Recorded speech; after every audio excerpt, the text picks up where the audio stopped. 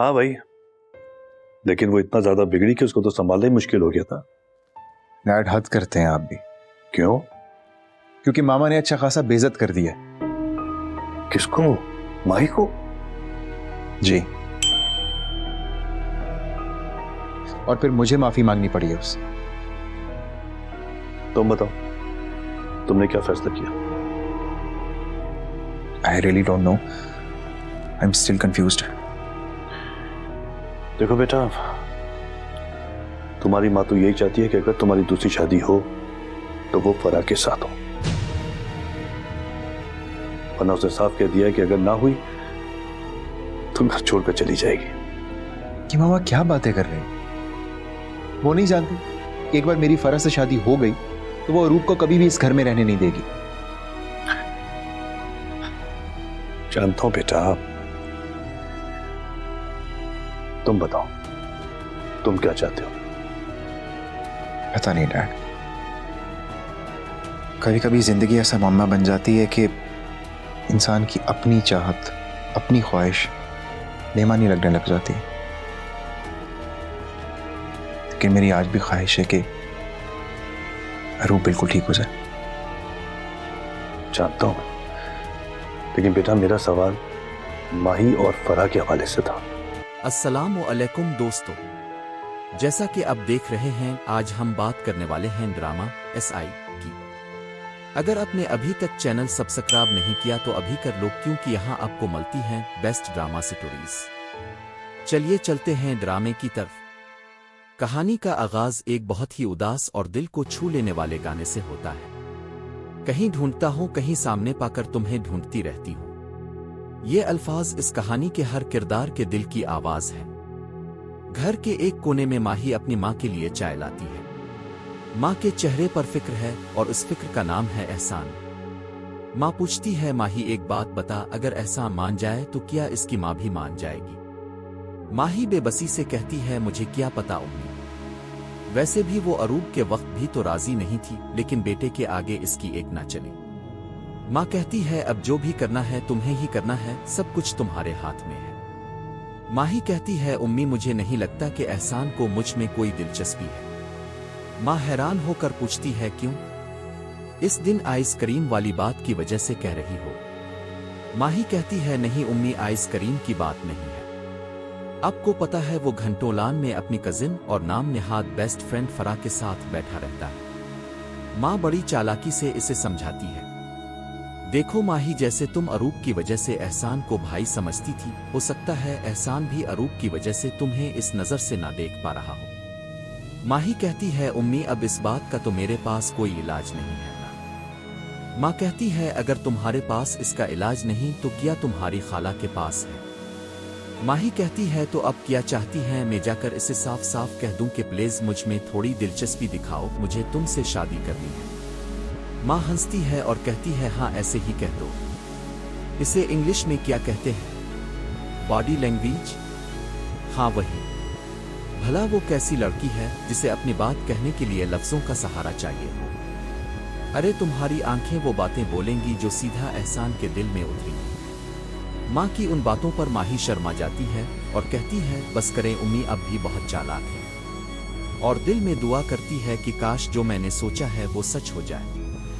दूसरी तरफ घर में एक छोटा बच्चा अपने अंकल से सर में मालिश करने की जिद कर रहा है। अंकल अंकल प्लीज मेरे सर में मालिश कर दें, मेरे सर में खारिश हो रही है। अंकल कहते हैं, मुझे मालिश करनी नहीं आती। बच्चा कहता है, खाला बी से पूछ ले, खाला बी कर देगी। अंकल कहते हैं, पता नहीं खाला बी कहाँ है, मुझे अब से ही करवानी है। ये छोटा सा मीना इस घर की रौनक है। इसी लम्हे घर की बड़ी खाला भी सजदे में दुआ कर रही है, अल्लाह दोनों बच्चों को खुश रखना। मेरे प्यारे अल्लाह, मेरी अरूप बेटी की याददाश्त वापस दे दे और मुन्ने मियाँ की गोद को खुशियों से भर दे।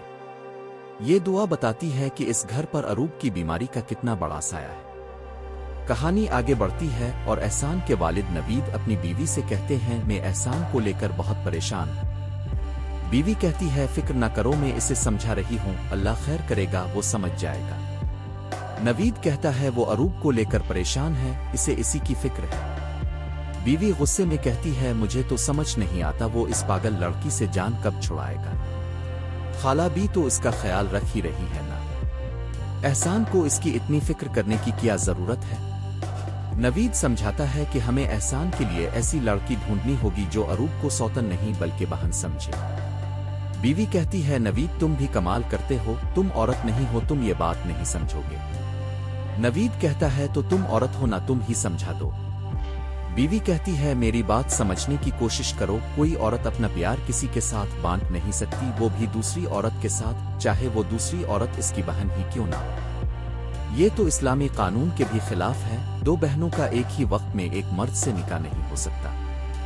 नवीद कहता है, क्या तुम्हारा इशारा माही की तरफ है? लेकिन समझने की कोशिश करो, वो अरूप की सगी बहन नहीं है। ये सुनते ही बीवी आग बबूला हो जाती है।